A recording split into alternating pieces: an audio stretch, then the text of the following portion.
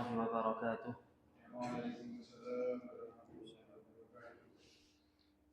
إن الحمد لله نحمده ونستعينه ونستغفره ونعوذ بالله تعالى من شرور أنفسنا ومن سيئات أعمالنا.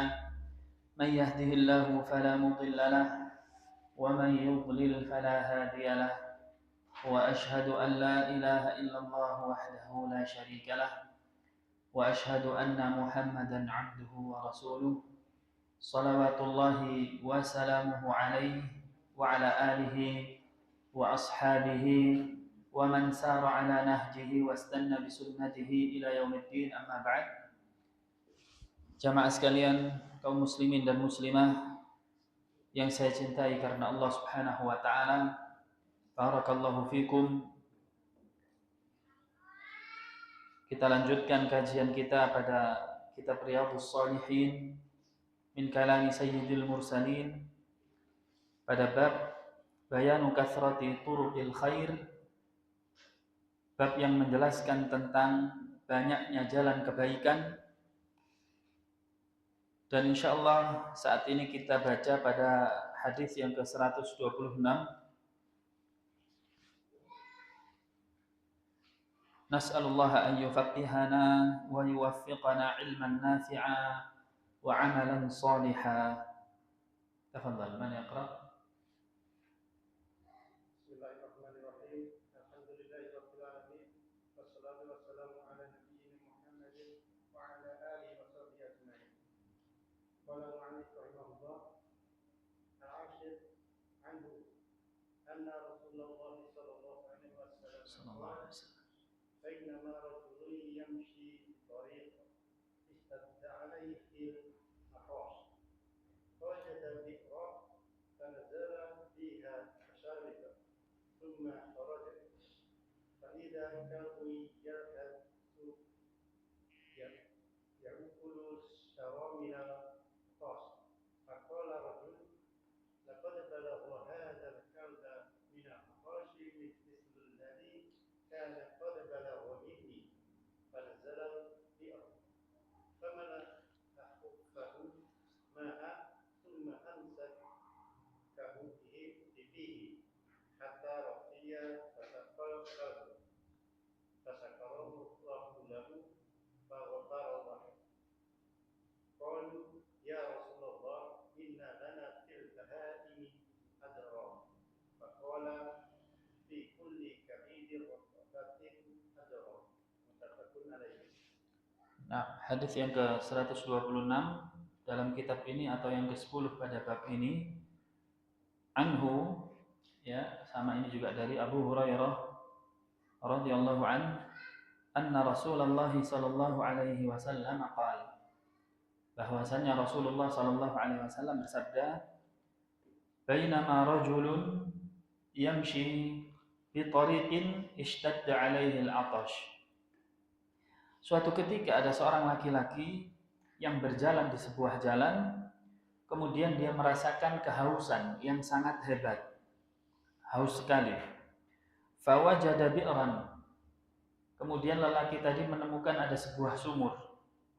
Fanazala fiha, akhirnya dia pun turun ke sumur tersebut. Fashariba, dan dia meminum airnya. Thumma kharaja, kemudian dia naik kembali, keluar dari sumur. Fa'idha kalbun yalhath, kemudian dia menemukan ada seekor anjing yalhath. Yalhath itu adalah menjulurkan lidahnya, menjulur-julurkan lidahnya pertanda kehausan. Ya'kulu tsara minal 'atash, sampai anjing ini memakan pasir, ya, atau menjilat-jilat pasir atau tanah yang ada di sekitar sumur karena merasa kehausan. Faqala ar-rajul, maka orang tersebut mengatakan di dalam hatinya sendiri, laqad balagha hadzal kalbu minal 'atash, sungguh anjing ini merasakan kehausan yang hebat. Mithlul ladzi kana qad balagha minni, seperti yang baru saja saya rasakan. Bayangkan ya. Ini di sini adalah titik poin pelajaran ini ketika seseorang juga peduli kepada makhluk yang lainnya. Ketika seseorang peduli kepada makhluk yang lainnya. Insyaallah penjelasannya pada fawaid atau faedah nanti yang akan dibawakan. Fanazala al-bi'ra, maka dia pun turun kembali ke sumur, turun lagi. Famala'a khuffahu ma'an, ya, tidak ada tempat kecuali khufnya. Khuf adalah sebuah alas kaki yang terbuat dari kulit, berbentuk sepatu seperti itu. Maka lelaki ini pun turun memenuhi khufnya ini dengan air. Memenuhi khufnya dengan air. Tsumma amsaku bihi, kemudian membawa khufnya dengan mulutnya. Karena nggak mungkin dengan tangannya, dia gunakan untuk naik sumur tangannya dan kakinya. Maka dia gigit ya khufnya tadi dengan mulutnya. Hatta raqiya, sampai naik ke permukaan sumur. Fasaqal qalba, maka dia pun memberi minum kepada anjing tersebut. Apa yang disebutkan dalam hadis ini? Fasyakarallah, Allah pun berterima kasih kepada dia. Karena anjing tidak bisa berterima kasih. Tetap yang berterima kasih adalah Al-Khaliq, penciptanya anjing tersebut, yaitu Allah Subhanahu wa taala. Faghafara lahu, maka dia pun diampuni dosa-dosanya. Hadis ini sahih muttafaqun alaih, diriwayatkan oleh Bukhari dan Muslim. Dan di dalam riwayat yang lain milik Bukhari disebutkan lafaz fasyakarallahu lahu, Allah pun berterima kasih kepadanya. Faghafara lahu, maka Allah ampuni dosa-dosanya. Fa'adkhalahul jannah, maka Allah Subhanahu wa taala masukkan dia ke dalam surga. Di dalam riwayat yang lain milik Bukhari dan Muslim juga, yang mungkin riwayat ini lebih familiar di telinga kita, bainama kalbun yutifu bi raqiyatin, ya, ketika ada anjing yang mengelilingi sumur. Dia mengelilingi sumur, ya. Qad kada yaqtuluhu al-'atash, merasa haus yang sangat hebat, seakan-akan dia akan mati. Idzra'athu baghiyun, kemudian ada seorang pezina yang melihat anjing tadi. Mungkin riwayat ini lebih ma'ruf, lebih terkenal, ya. Idzra'athu baghiyun, ketika ada seorang pezina, wanita pezina, ya, yang melihatnya. Min baghaya Bani Israel, dari salah satu wanita pezina dari Bani Israel. Fanaza'at muqaha, ya, kemudian dia mengambil wadah airnya. Fastaqat lahu bihi, ya, kemudian dia turun ke sumur untuk memenuhi wadah tersebut. Fasaqathu faghufira laha bihi, kemudian dia berikan minum kepada anjing tadi, maka Allah ampuni dosanya. Subhanallah, ya. Maka ini adalah salah satu jalan kebaikan,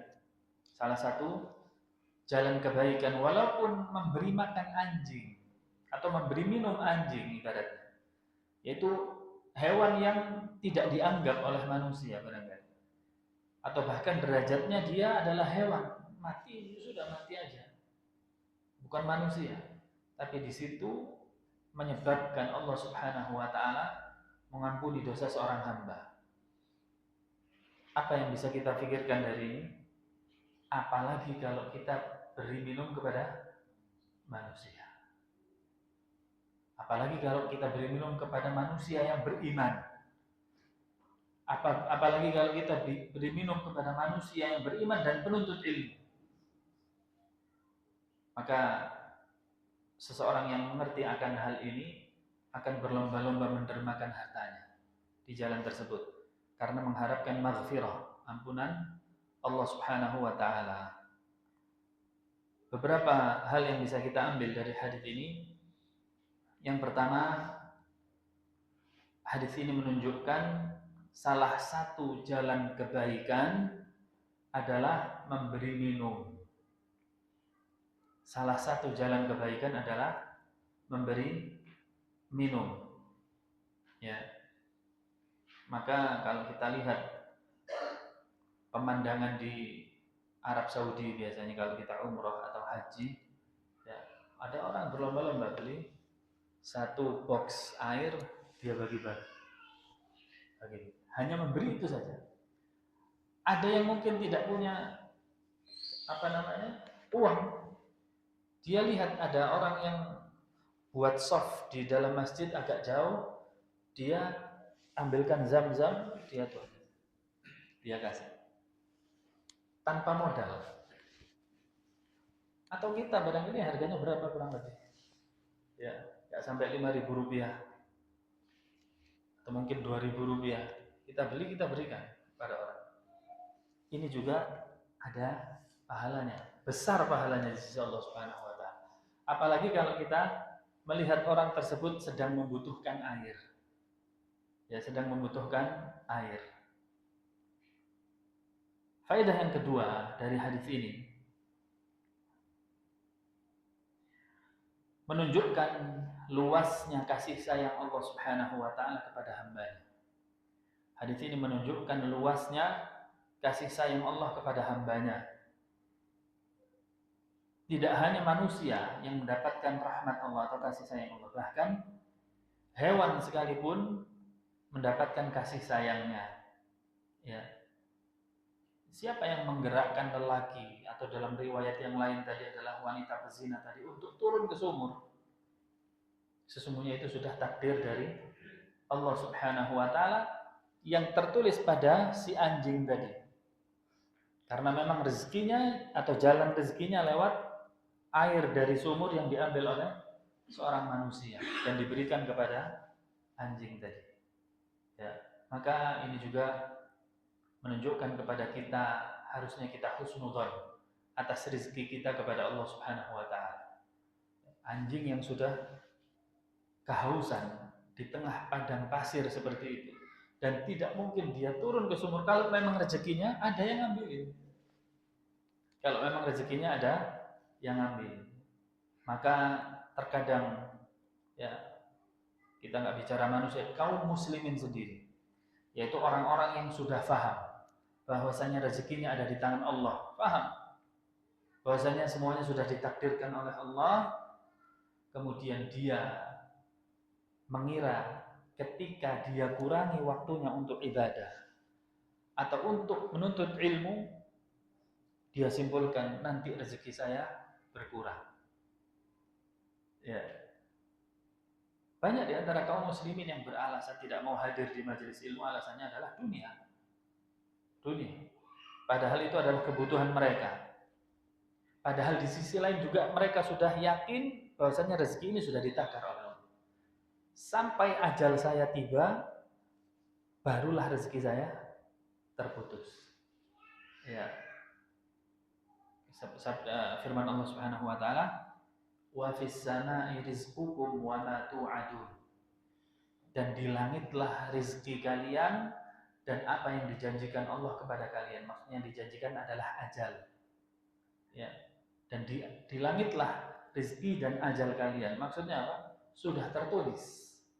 Sudah tertulis. Yang kita fokuskan di dunia ini adalah beribadah kepada Allah Subhanahu wa taala, sisanya baru menjemput rezeki tadi, menempuh sebabnya. Kalau rezekinya sudah tertulis, tinggal kita disyariatkan untuk menempuh sebabnya. Nah, faedah berikutnya yang bisa kita ambil dari hadis ini, luasnya ampunan Allah Subhanahu wa taala. Kalau tadi luasnya kasih sayang Allah, sekarang adalah luasnya ampunan Allah Subhanahu wa taala yang bisa mengampuni dosa walaupun dari amalan yang sangat ringan.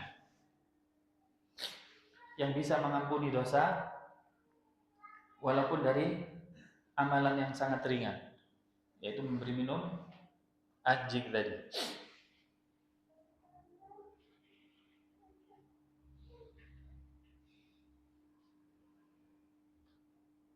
Dan tadi belum saya lanjutkan hadisnya. Lalu mereka mengatakan, ya Rasulullah, wahai Rasulullah, inna lana fil bahaimi ajra.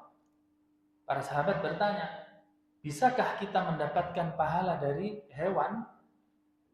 Bisakah kita mendapatkan pahala dari hewan? Beliau menjawab, fi kulli kabidin rutbatin ajrun. Ya, di setiap kabid itu adalah liver yang basah. Setiap liver yang basah itu ada pahala. Maksudnya setiap makhluk yang masih hidup. Setiap makhluk yang masih hidup, karena uluran tangan kita menolong nyawanya, ya, maka itu ada pahala. Antum lihat biasanya di kamar mandi ada semut. Ya, kalau pas lihat ada semut, antum mau buang air kecil barangkali dan ada ruang yang dia nggak bisa tidak terkena air, maka lakukan. Ya, maka lakukan. Itu ada berapa nyawa yang antum tolong di situ. Tapi kalau memang sudah tidak bisa lagi dan kita sudah kebelet begitu, ya sudah, itu tidak ada masalah. Ya, kalau memang ada space, itu lakukan. Atau ketika kita lihat barangkali ada yang sudah terkena genangan air dia, dan kita lihat masih hidup, ambil alat lidi atau apa barangkali, ya, sehingga dia bisa naik di sana, ada pahala di situ. Di situ ada pahala. Ya. Kecuali hewan-hewan yang mengganggu. Kalau hewan-hewan yang mengganggu, kaidahnya adalah fama udhiya nafsan qatala syar'an. Setiap sesuatu yang mengganggu manusia itu boleh dibunuh secara syar'i. Jangankan hewan, manusia saja boleh dibunuh yang mengganggu. Ya, buat pemberontak itu boleh dibunuh oleh ulil amri. Ya, orang yang membunuh jiwa dibunuh balik dia. Ya. Apalagi hewan yang mengganggu, maka boleh dibunuh. Adapun ketika hewan itu tidak mengganggu, ya, hewan itu tidak mengganggu, contohnya semut tadi, atau yang lainnya tidak mengganggu, maka selamatkan nyawanya. Di situ ada pahala. Ya. Berarti termasuk ngerem di saat kucing nyebrang. Ngerem di saat kucing nyebrang, betul atau tidak? Betul. Nah, dengan syarat tidak ada keyakinan aneh-aneh. Ya, kalau memang kecepatan tinggi, ada kucing nyebrang, mau ngerem lihat belakang ada kendaraan, lanjutkan. Mana yang lebih berarti nyawanya, kucing atau manusia di belakang? Ya, lanjutkan. Tapi kalau memang nggak ada halangan lagi, rem silakan. Dengan tidak ada keyakinan bahwasanya ini malati. Kembalinya kepada hadis ini, kita menyelamatkan nyawa makhluk Allah Subhanahu wa ta'ala selagi masih bisa. Ya, selagi masih bisa.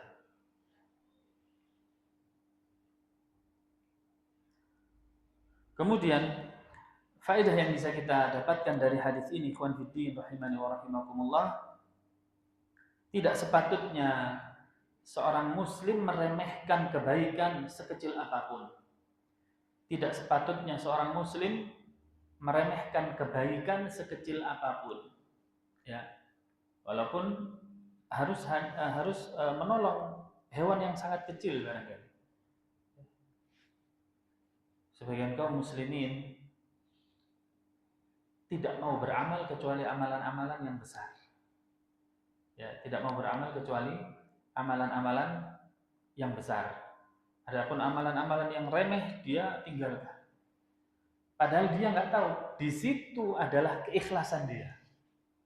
Justru di amalan yang remeh apa? Di situ ada keikhlasan dia dan peluangnya diterima lebih besar. Justru amalan-amalan yang besar mungkin dilihat manusia atau mungkin dia bisa mendapatkan pujian manusia, ini peluang ikhlasnya apa? Kecil.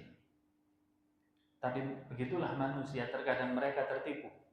Ya, mereka tidak perhatian terhadap diterimanya amalnya, tapi perhatian bagaimana cara melakukan amalnya saja. Yang penting saya sudah melakukan sesuatu yang besar. Ya. Bahkan disebutkan ikhwan fiddin, kalau kita bandingkan, ada hadis riwayat Muslim menyebutkan 3 orang yang pertama kali masuk neraka semuanya beramal besar. Pertama apa? Orang yang mati syahid. Mati syahid, bayangkan. Berperang di jalan Allah, taruhan nyawanya dia. Yang kedua adalah seorang pengajar agama. Seorang ustadz. Seorang guru Al-Quran. Yang ketiga adalah seorang yang dermawan, mendermakan hartanya besar di jalan Allah Subhanahu wa taala. Semuanya masuk neraka. Tapi yang masuk surga apa? Memberi minum anjing. Subhanallah. Ini menunjukkan bahwasanya kebaikan sekecil apapun tidak bisa diremehkan. Justru di situ ada peluang kita lebih ikhlas, tidak banyak pandangan manusia kepada kita, itu yang kita kejar. Ya. Maka hadis ini juga berfaedah. Kenapa, kata para ulama, kenapa orang ini kok bisa dapat ampunan Allah begitu besar? Karena dia melakukan sesuatu tadi, memberi minum kepada anjing atas dasar ikhlas. Atas dasar ikhlas karena Allah Subhanahu wa taala. Enggak ada mata yang tertuju kepada dia. Dan yang ditolong adalah anjing, bukan anak seorang pejabat. Bukan anak seorang raja, bukan anjing. Ini menunjukkan ketulusan kebaikannya. Nah, itu jadi faedah berikutnya saya sebutkan, itu keutamaan ikhlas di dalam beribadah. Keutamaan ikhlas dalam beribadah ini jauh lebih bermanfaat untuk kita. Walaupun amalan itu kecil. Ya, walaupun amalan itu kecil, ikhwan. Ya. Mungkin ada juga sebagian ustaz ya yang maunya jamaahnya penuh. Ya, maunya jamaahnya apa? Penuh. Adapun ketika jamaahnya sedikit, enggan dia menyampaikan ilmunya. Maka ini harus jadi perhatian juga. Ya. Nah, berikutnya tafadhol.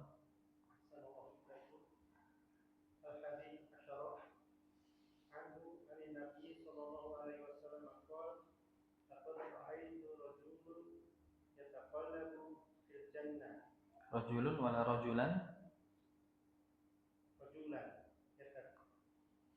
Laqad ra'aitu rajulan yataqallabu fil jannah fi syajaratin qata'aha min tahri tariq kanat tu'zil muslimin. Rawahul Muslim. Wa fi riwayatihi marra rajulun bi ghusli syajaratin ala dhahri tariq faqala Allahul nahyan hadza 'anil muslimina la yu'dhihim fa'udkhilal jannah. Wa fi riwayati lahuma bainama rajulun yamshi bi tariqin fajada husna syaukin ala tariqa fa akhbarahu fashakarahu lahu Faghfara. Hadis yang berikutnya yang ke-127 dan yang ke-11 pada bab ini dari Abu Hurairah dari Nabi sallallahu alaihi wasallam, beliau bersabda, "Laqad ra'aitu rajulan." Sungguh aku pernah melihat seorang laki-laki yataqallabu fil jannah. Dia berputar-putar di surga. Berputar-putar di sini di dalam makna menikmati nikmat surga yang begitu banyak. Fi syajaratin qata'aha min dhahri tariq. Disebabkan dulu di dunia ya, dia pernah memotong pohon yang mengganggu jalanan kaum muslimin. Ya. Fi dhahri tariq kanat tu'dhil muslimin. Dia memotong pohon yang mengganggu jalannya kaum muslimin. Ya. Hadis ini diriwayatkan oleh Muslim. Di dalam riwayat yang lain, marra rajulun bi ghusni syajarah. Ada seseorang yang pernah melalui jalan, kemudian dia melihat ada ranting pohon, ya, ada ranting pohon yang patah ala dhahri tariq dan menghalangi jalan. Atau dia ranting pohon tersebut tumbang kemudian menutup jalan. Faqala, kemudian orang tadi mengatakan, wallahi demi Allah, la unahyanna hadha 'anil muslimin, la yu'dihim fa'udkhilal jannah. Dia mengatakan, sungguh demi Allah saya akan menghilangkan ranting pohon ini yang menghalangi jalan kaum muslimin ini, ya. Saya akan hilangkan, saya akan sisihkan, maka fa'udkhilal jannah, kata Nabi SAW. Maka dia pun masuk surga, dimasukkan ke dalam surga. Di dalam riwayat yang lain dari Bukhari dan Muslim juga, bainama rajulun yamshi bi tariq, suatu ketika ada seseorang yang melewati sebuah jalan, wajada ghusna syauqin 'ala tariq, ya, dan menemukan ranting pohon yang menghalangi jalan, fa akhkharahu, kemudian dia menyingkirkannya. Fasyakarallahu lahu, maka Allah berterima kasih padanya, faghafara lahu, Allah ampuni dia. Intinya di sini ikhwan, hanya dia menyisihkan gangguan pada jalan yang biasa dilalui kaum muslimin. Allah senang kepada orang ini, Allah berterima kasih dan Allah ampuni. Berarti kalau sebaliknya gimana? Ada jalanan yang biasa dilalui kaum muslimin, itu jalan memang untuk lalu lalang orang, ditutup jalannya atas kepentingan pribadi. Atas kepentingan pribadi yang tidak ada syariatnya juga sebenarnya. Hal yang mubah lah ibaratnya. Hal yang mubah saja. Ya, bukan ditutup gara-gara ada sholat Id gitu. Untuk kepentingan bersama kan sholat Id, bukan. Untuk kepentingan pribadi. Jika tadi orang yang masuk surga kemudian dapat ampunan Allah, Allah berterima kasih padanya karena karena menyingkirkan halangan dari jalan, apa kabarnya dengan orang yang justru menutup jalan? Bisakah kira-kira mendapatkan barokah pada acaranya? Bisakah kira-kira memohon ampunan Allah Subhanahu wa taala atau berharap surga? Ini pelajaran yang kecil yang banyak diremehkan kaum muslimin hanya karena ego. Saya, ini sekarang waktu saya, dan seterusnya. Ya.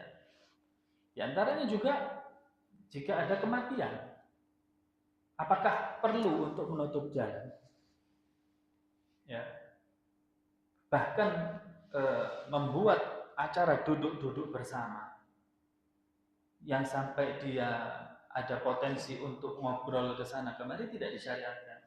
Sesungguhnya takziah adalah tujuannya mengunjungi keluarga si mayit, kemudian boleh memberikan hadiah kepada keluarga si mayit, kemudian tajhizul jenazah.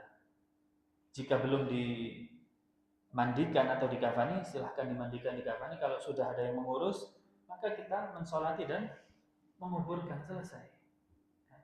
Tidak perlu menutup jalan atau bahkan membuat majelis di situ sampai menghalangi jalan kaum muslimin. Ini hal yang tidak disyariatkan. Ya. Nah, lalu bagaimana caranya? Sudah menjadi tradisi. Jawabannya adalah warnai tradisi tersebut dengan sunnah. Jika kita tidak mampu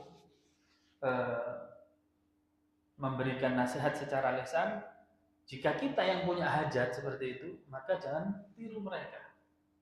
Justru kita beri contoh, kita warnai. Insya Allah semua hal yang di atas sunnah orang akan tergerak, orang akan merasa nyaman. Oh iya, lebih hemat, nggak ribet. Ya, orang akan seperti itu. Barangkali pesta pernikahan, secukupnya, nggak perlu nutup jalan. Kalau memang ada rezeki lebih, tafadhol, barangkali mau sewa gedung. Memang tempatnya. Ya. Kalau memang tidak, ya sudah, semampunya. Buat undang beberapa orang barangkali atau tetangga kanan kiri, ya cukup. Kemudian sisanya bisa dipersaksikan dengan dibagi-bagi walimahnya, makanan walimahnya. Selesai. Ya. Jika seseorang memiliki harta yang lebih, silahkan menggunakan tempat yang sudah memang disediakan untuk pesta pernikahan. Ya. Bukan malah apa? Menghalangi jalan orang.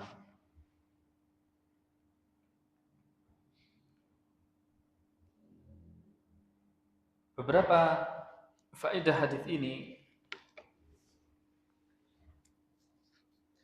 Yang pertama, hadis ini menganjurkan untuk menghilangkan gangguan yang ada di jalan semampu kita.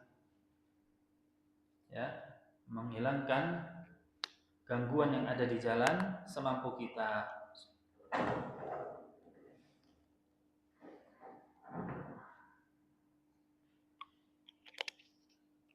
Termasuk terkadang ada orang yang buang bangkai tikus di tengah jalan.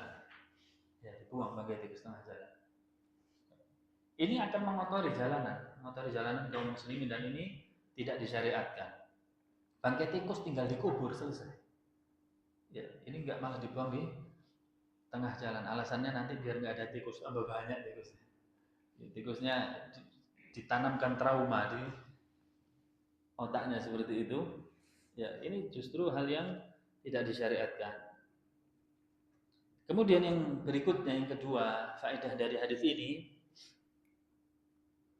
menunjukkan bahwasannya Islam ini agama yang bersih. Ya, agama yang bersih. Bahkan menyingkirkan gangguan di jalan atau buang sampah sembarangan. Ya, buang sampah sembarangan tidak disyariatkan. Menyingkirkan gangguan dari jalan ini justru yang mendapatkan pahala. Bahkan tidak main-main, pahalanya adalah dijanjikan dengan surga dari Allah Subhanahu wa taala. Ya. Jadi kalau naik mobil biasanya ada buka bungkus makanan, habis jangan biasa apa? Dibuka jendelanya kemudian ya dibuang di pinggir jalan. Ini adalah pertama adab yang tidak baik. Kedua, menyelisihi hadis ini. Hadis ini menganjurkan untuk menyingkirkan gangguan dari jalan, membersihkan jalan. Sementara orang yang buang sampah sembarangan itu adalah mengotori jalan. Dan ini bukan adab seorang muslim.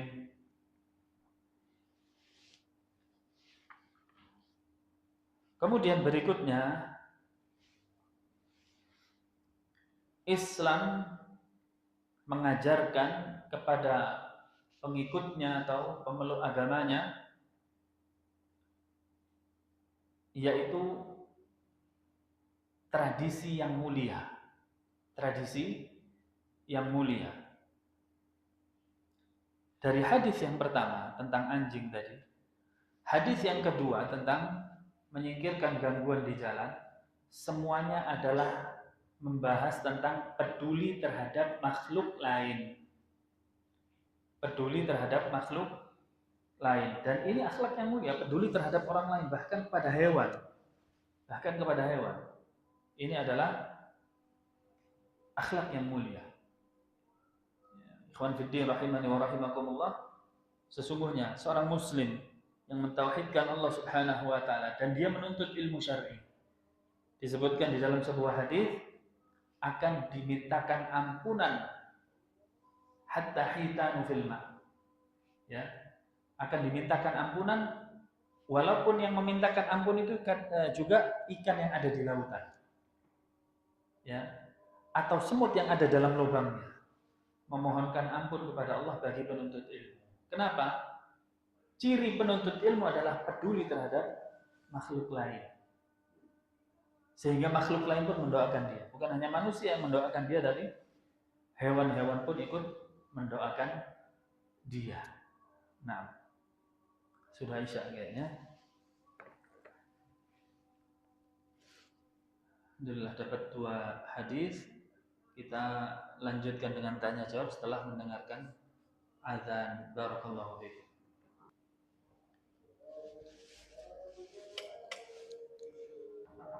Nah, tafadhal jika ada yang mau ditanyakan dari materi. Ya, silakan.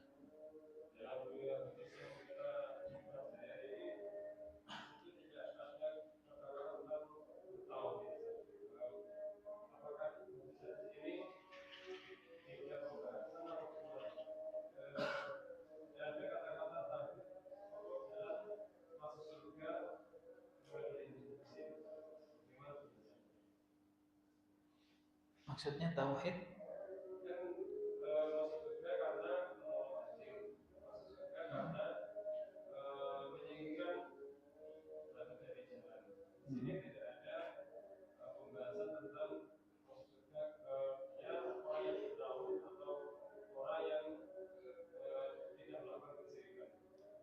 Nah, hal yang kita pikirkan, mungkinkah seseorang itu masuk surga karena kafir? Itu sudah include otomatis. Hadis-hadis seperti ini berarti dia menunjukkan keutamaan dari amal yang disebutkan.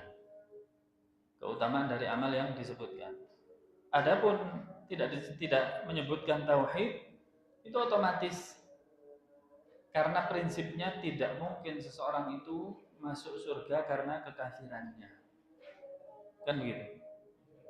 Wa man yusyrik billah faqad harramallahu alaihi al-jannah wa ma'wahu an-nar. Barang siapa yang berbuat syirik kepada Allah Subhanahu wa taala, maka Allah haramkan dia dari surga dan tempatnya adalah neraka.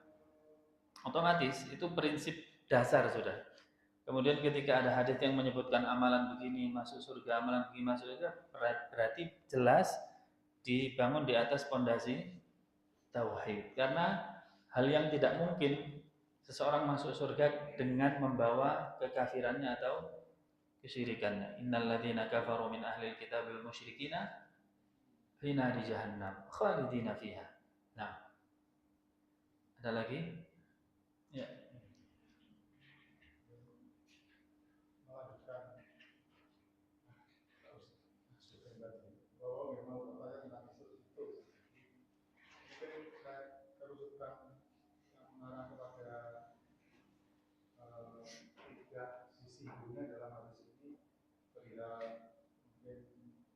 Keyakinannya yaitu ketika pelakunya yang berzina tadi,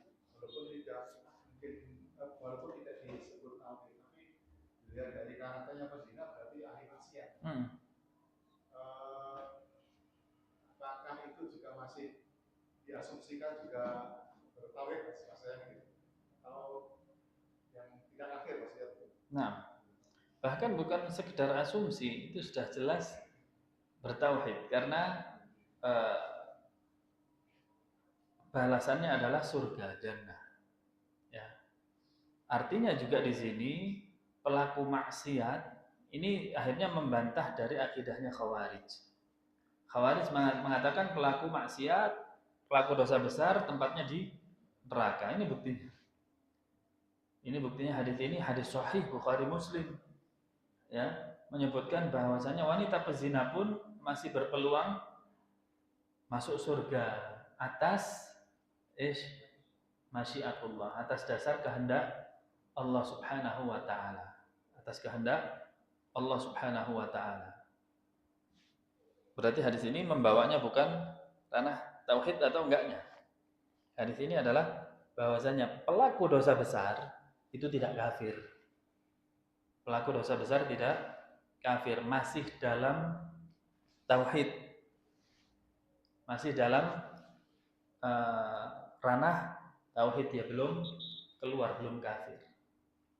Buktinya dia dimasukkan surga oleh Allah Subhanahu wa taala. Nah,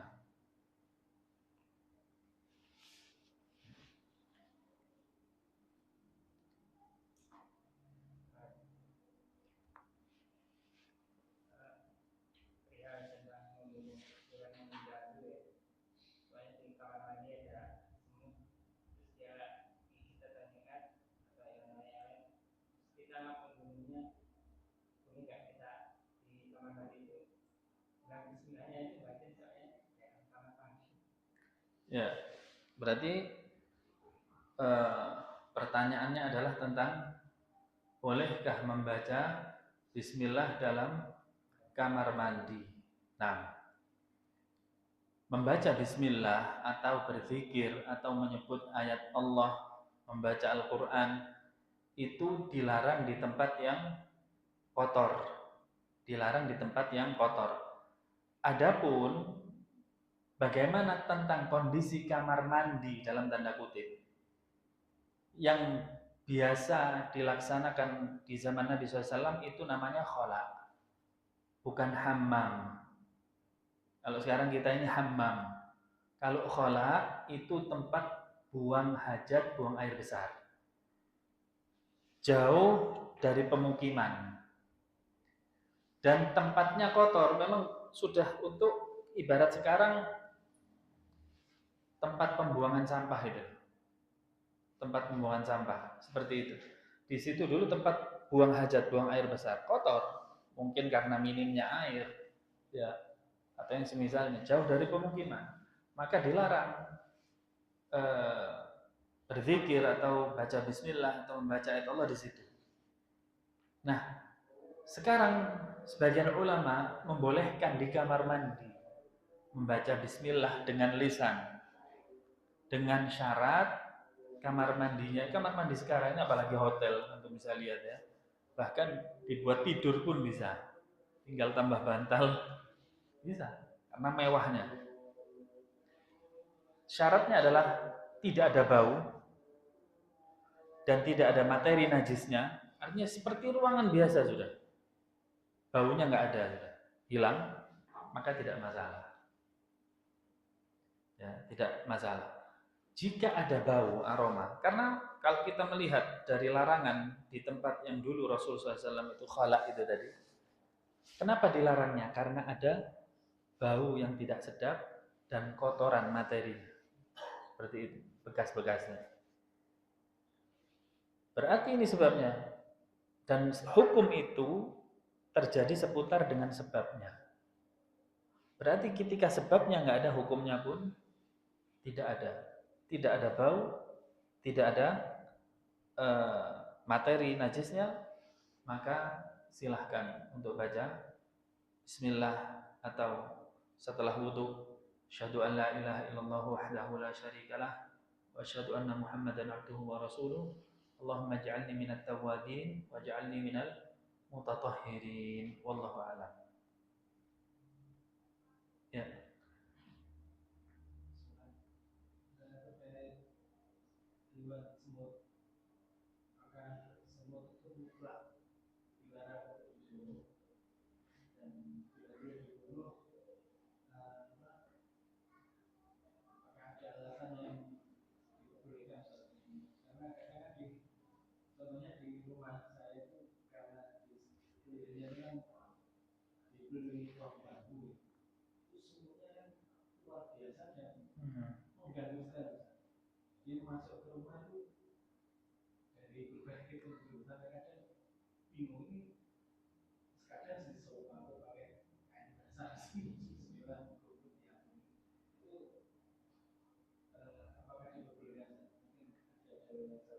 Baik, tadi sudah disebutkan ada lafaz mengganggu.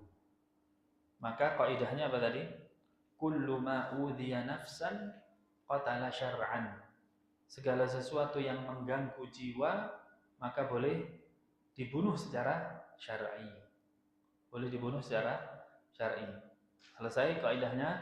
Sekarang tentang semut.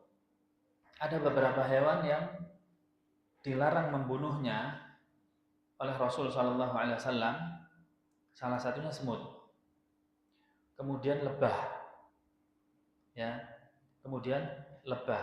Tapi kalau tawon das, ini nggak masuk, ini mengganggu dia.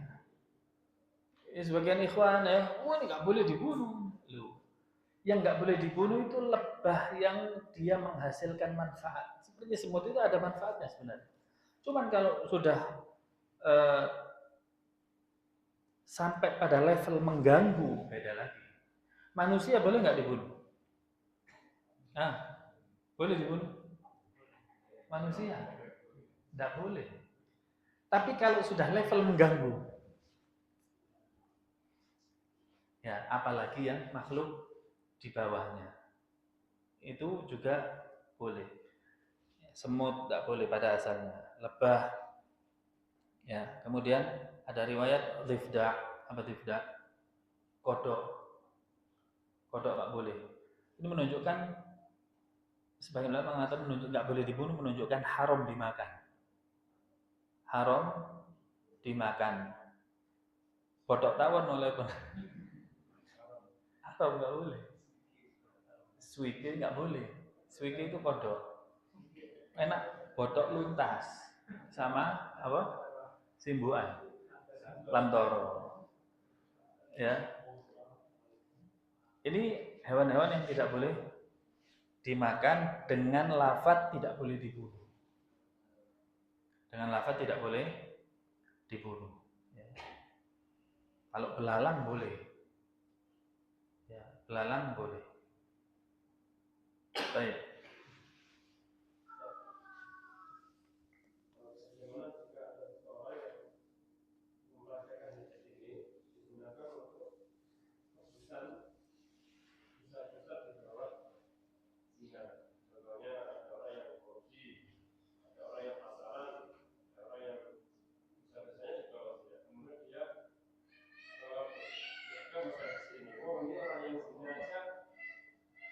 Memberikan air minum, hati-hati bisa masuk surga. Kemudian dia tadi anjing dikasih minum masuk surga, ya Allah. Seorang yang korupsi itu dia mendapatkan ini bagaimana? Suguhi dia dengan hadis Bani Israel yang nggak boleh ambil ikan hari Jumat, apa hari Sabtu, tapi dia masang di hari Jumat, ngambilnya di hari Ahad. Terusnya nggak ambil di hari Sabtu, sama. Ini juga dia mau tetap pezina, wis nanti tak nyari anjing, kasih minum lah. Ya. Sehingga terbebas dari. Jadi kejadian ini bukan dari hasil tipu daya. Ini berjalan atas takdir Allah dengan alurnya sendiri, bukan disetting, enggak. Ya, sama dengan hadis yang dibuat mainan sama orang apa? Sabda Nabi SAW, ittaqillaha haitsu ma kunta wa atbi'is sayyi'atal hasanata tamhuha, yang nomor 2 ini. Wa atbi'is sayyi'atal hasanata tamhuha. Ikuti perbuatan buruk dengan perbuatan baik, niscaya perbuatan buruk akan dihapus. Ya sudah, kalau itu saya tetap pada bab riba, tapi hasilnya sekian persen sedekah. Loh kok gitu? Wa atbi'is sayyi'atal hasanata tamhuha. Ikuti perbuatan buruk dengan perbuatan baik. Kita katakan Nabi kita Muhammad bukan Robin Hood. Kalau Robin Hood disetting perbuatan buruknya tetap dari niat, kemudian dijadikan apa? Sodakoh oleh Robin Hood. Merampok kemudian untuk mendermakan hartanya. Enggak seperti ini. Wa atbi'is sayyi'atal hasanata tamhuha. Ikuti perbuatan buruk dengan perbuatan baik adalah jika kalian tidak sengaja tergelincir kepada perbuatan buruk. Karena kita manusia, nggak mungkin bersih. Ya, bukan nawaitu dari rumah saya nanti mau lihat makhluk halus di lampu merah sambil bawa Quran. Habis lihat lagi, baca Quran lagi. Nggak gini. Ya, tapi jika kita keluar nggak ada niat sama sekali, lah kok di lampu merah banyak makhluk halus, terlihat bahkan susah mancep ibaratnya gitu. Ya sudah, gitu ingat langsung astagfirullah. Oh, alhamdulillah. Dua-duanya. Tapi alhamdulillahnya atas dasar ya, maka istighfar kepada Allah Subhanahu wa taala. Ya, kemudian tundukkan pandangannya, dialihkan. Nah, ini baru wa'at bi'is sayyi'atal hasanata tamhuha. Artinya bukan ada niat dari awal untuk berbuat buruk. Nah,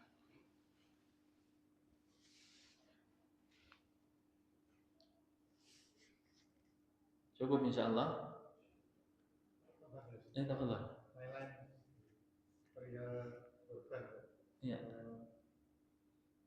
Sedikit saja mainnya karena ini mungkin dalam di kota, terus kita mungkin buat jalan-jalan itu yang kami tanyakan adalah hak korban yang diizinkan dari dagingnya itu seberapa itu yang sering dibahas ulama atau hadis berbagai pendapat itu bagaimana? Ya, di dalam bab ini sebenarnya tidak ada ketentuan secara nas dalil Quran maupun Sunnah. Para ulama hanya beristihad. Yang terkenal istihadnya Imam Malik, yaitu sepertiga untuk korban, sahibul korban, sepertiga untuk hadiah, sepertiga untuk fuqara wal masakin, fakir miskin.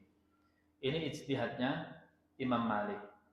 Terus kemudian kalau seandainya seperempat saya ambil, boleh saja. Ya, boleh saja. Atau setengah saya ambil, silahkan, tidak ada masalah. Yang penting ada bagian yang Anda sedekahkan. Ada bagian yang Anda sedekahkan. Atau sebagian orang disedekahkan semuanya.